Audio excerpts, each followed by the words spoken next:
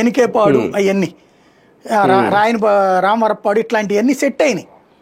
కానీ అలా సెట్ అయ్యి ఒక్కసారిగా అలా భూమి వచ్చి రేట్లు పెరిగిపోయినాయి, కన్స్ట్రక్షన్స్ విపరీతంగా నడిచిపోతున్నాయి, అపార్ట్మెంట్లు నడిచిపోతున్నాయి, అటు సింగినగర్ నున్న రూటు అన్నీ పికప్ అయిపోతుంటే ఒక్కసారిగా ఎప్పుడైతే అమరావతి ప్రకటించారో ఎక్కడ స్టక్ అయిపోయినాయి విజయవాడ. అలాగే గుంటూరులో చూసుకుంటే మనకి ఆ మంగళగిరి ఆ రూట్ అంతా ఖాళీ ఒకప్పుడు. అలాంటిది 14 తర్వాతన అసలు ఆ హైవే మొత్తం నిండిపోయిందా, అటు ఇటు షాపులు వ్యాపారాలు అన్నీ నడుస్తున్నాయా, ఆ హైవే అంతా అపార్ట్మెంట్లు కన్స్ట్రక్షన్స్ విపరీతంగా వచ్చినాయి కదా హైవే రూట్ అంతా కూడా.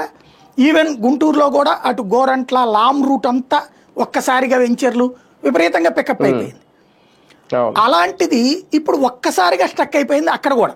ఏది ఆ పాయింట్ అన్నాక, ఏది ఆ 29 గ్రామాలే అన్నాక, తర్వాత జగన్ వచ్చాక ఈ 3 రాజధానులు అన్నాక కంప్లీట్ ఎక్కడ దగ్గర స్టక్ అయిపోయింది.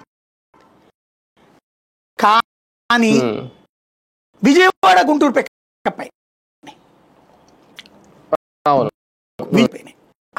హైవే మీద యాగినాయి కానీ గుంటూరు భూమి మళ్ళీ వచ్చింది. అంటే భూమి అనను కానీ సేల్స్ కదలికి వచ్చింది మళ్ళీ. అలాంటిది ఇప్పుడు ఓ రకంగా చెప్పాలంటే నాకు స్థలం ఉంటే